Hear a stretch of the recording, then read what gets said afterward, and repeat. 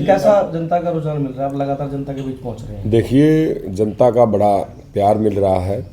मैं कल भी जो है समालखा के 17 गांव हमने किए हैं और लोगों में एक धीरे धीरे जो है सोच जो बदल रही है कि हमारा अपना कौन है और पराया कौन है।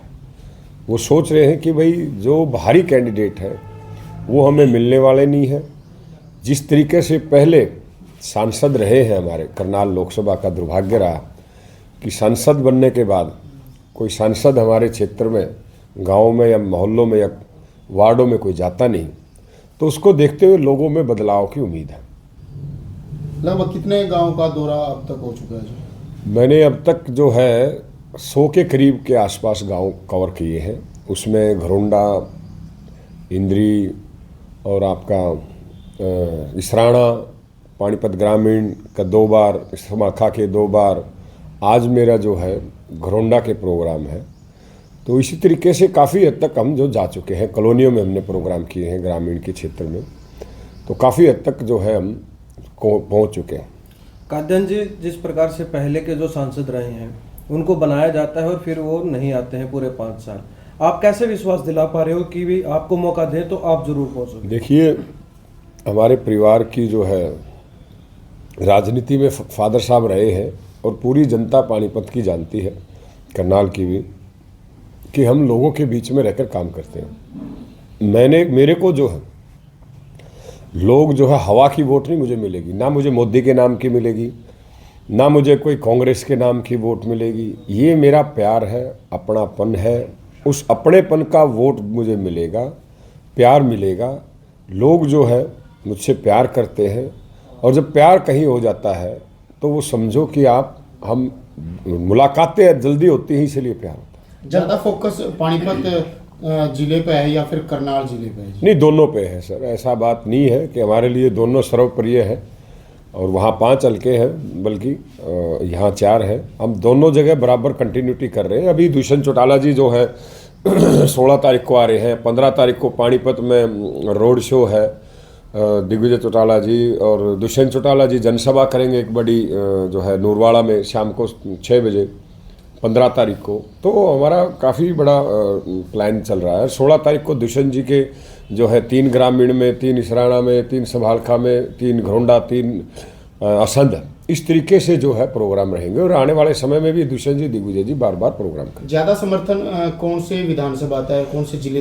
देखिए, मैं जिस भी गांव में गया हूं, मैं गुरुदेव रंभा हमारे जिलाध्यक्ष हैं, रंभा गांव में गया था। सिखों का बहुत बड़ा गांव है और वहाँ बहुत ज़्यादा समर्थन और अपार जो है उन्होंने समर्थन देने का वादा किया है, तो बड़ा अच्छा लगा। और जितने भी सिख बेल्ट थी वहाँ पर मैं गया हूँ उनमें, तो बड़ा अच्छा मेरा स्वागत किया उन्होंने। लोगों के अंदर एक बात भी बड़ी चर्चित है, कहते हैं कि लोकल एमपी मांगा था, लोकल एमपी मिला भी पिछली बार, लेकिन उन्होंने सिवाय लोगों से मीटिंग करने के बाद कोई काम नहीं किसी का करवाया। क्या इसी तरह? देखिए, मैं अपनी बताता हूँ, दूसरों ने क्या किया क्या नहीं किया वो तो सब जनता जानती है, पर मैं ये आपको आपके चैनल के माध्यम से, आपके दर्शकों के माध्यम से वादा करता हूँ कि देवेंद्र कादयान अगर संसद में गया करनाल लोकसभा से, तो मैं 100% जो ये वादा करता हूँ कि हर क्षेत्र में जाएंगे और रेगुलर हम जो है करनाल लोकसभा की सेवा करेंगे। आप लगातार जिस भी गांव में जा रहे हो, पानीपत टोल की सबसे पहले बात करो। लग गया कि लोगों के समझ में ये मुद्दा? देखिए, जो टोल का हमारा बहुत बड़ा मुद्दा रहा है, काफ़ी बार जो है लोकसभा के चुनाव में ये गूंजा है कि पर कोई बनने के बाद कोई इसको उठाता नहीं। मैं संघर्ष समिति का भी जो है रहा हूँ, उसके बाद संघर्ष समिति ही नहीं रही, कोई आया नहीं दोबारा मुड़ के। तो अब की बार जो लोगों का जो सुनने में आ रहा है कि आप टोल का करो समाधान, तो इसकी जो म्याद होती है 10 साल, 12 साल, 15 साल की, जो टोल का जो बीओडी होता है वो भी मेरे ख्याल से ख़त्म हो चुका है। अब तो ज़बरदस्ती हमारे पे थोपा जा रहा है। अगर हम सांसद बने तो 100 सैकड़े हम इसको उठवाने का काम करेंगे। लोगों को तो ये भी कहना है कि जब जब किसी सांसद ने इसका मुद्दा उठाया, ये टोल बढ़ता ही गया घटने की बजाय।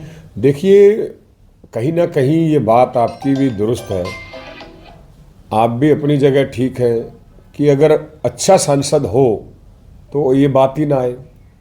अच्छा सांसद ही तो ढूंढना है इस करनाल लोकसभा को। हमारे यहाँ करनाल लोकसभा में तो हालात ये है, इसको पिकनिक स्पॉट माना गया है नेताओं ने। टिकट ली, जैसे लाल किला की टिकट ली, अंदर घूम के निकल गए, दोबारा कभी मुड़ के गए नहीं। इसी तरीके से करनाल लोकसभा क्षेत्र का लोग आते हैं, टिकट लेते हैं, 20 दिन में घूमते हैं, फिर मिस्टर इंडिया हो जाते हैं। अगर यही जनता करना चाहती है तो वो उनके ऊपर है। अगर वो चाहते हैं कि एक अच्छा उम्मीदवार, एक अच्छा सांसद रहे, काम करने वाला रहे, बीच में रहे, तो हम उनके लिए खरे उतरेंगे। कांग्रेस के एक बड़े नेता हैं दीपक बाबरिया, उनका ये कहना है जेजेपी तो बीजेपी की बी पार्टी है, टीम बी है। तो आप उनसे पूछते क्या वहाँ पे बंगाल में, पश्चिम बंगाल में तो आप भी तो बी टीम है, आप चुनाव लड़ना छोड़ दीजिएगा, हम भी छोड़ देंगे। आप बाबरिया जी से ये सवाल मेरा से तरफ से पूछना। पश्चिम बंगाल में ममता कहती है कि आप बीजेपी की बी टीम है। आपने अखबारों में पढ़ा होगा, मेरे मोबाइल में भी मैं दिखाऊंगा अभी आपको। तो वहाँ चुनाव छोड़ दे कांग्रेस, हम यहाँ पे विचार करेंगे। ऐसा नहीं है, संगठन है हमारा, संगठन के राज जिसना जो हमारा संगठन है उस हिसाब से हम काम कर रहे हैं। अच्छा, आने वाले समय में फिर से बीजेपी से गठबंधन होगा जेजेपी का? देखिए, अभी ऐसा कोई गठबंधन की बात नहीं है, और गठबंधन बल्कि नहीं रहा तो अच्छा हुआ हमारे लिए। अगर ये गठबंधन रहता तो आज मुश्किल हो जाती मुझे भी गांव में जाने में। बहुत अच्छा हुआ कि गठबंधन टूट गया, और ये गठबंधन मैं कह रहा हूँ कि नहीं हो तो आगे भी हमारे लिए बहुत अच्छा होगा। जो लोग नाराज हैं गठबंधन से, उन लोगों को कैसे आप मना रहे हैं? उनको मैंने बताया है कि क्या क्या गठबंधन में रहने की दिक्कतें थी, क्या नहीं थी। अगर गठबंधन में नहीं रहते तो सरकार दोबारा इलेक्शन होता, हरियाणा में बोझ आता प्रदेश पे, वो भी एक बड़ी दिक्कत की बात थी। हमने तो अगर नहीं जाते गठबंधन में तो ये कुलदीप बिश्नोई जैसे हाल कर देते। आज देखो ना, आज सरकार मत में है, आज कौन सा इस्तीफा दे रहे हैं, आज कौन सा मान रहे हैं। अखबारों के हेडिंग से पता लग रहा है कि हमने 70 बुलाएंगे, ये करेंगे। हमारे 4 MLA 3 MLA यहाँ बुला रहे हैं महिपाल की कोठी पर। तो ये क्या है? आप बीजेपी की नीति को समझो। 7 MLA तो इन्होंने हिमाचल के तोड़ लिए थे। ईडी का प्रेशर जो है दिखा दिखा के नेताओं को और व्यापारियों को डराया जा रहा है, और इस तरीके से मैं समझता हूँ कि सरकारें नहीं चलती।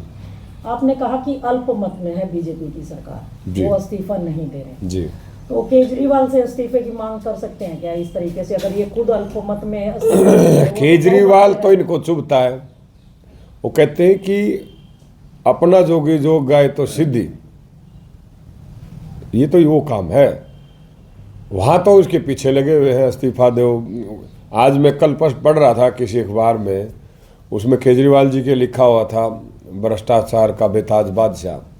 यही पोस्ट कोई किसी ने आंध्रा से लगा दी तो आंध्रा के तेलंगाना के मुख्यमंत्री तक को नोटिस दे के भेज दिया। क्या दिल्ली पुलिस जो है इस पोस्टर पे भी बीजेपी के नेताओं को अरेस्ट करेगी?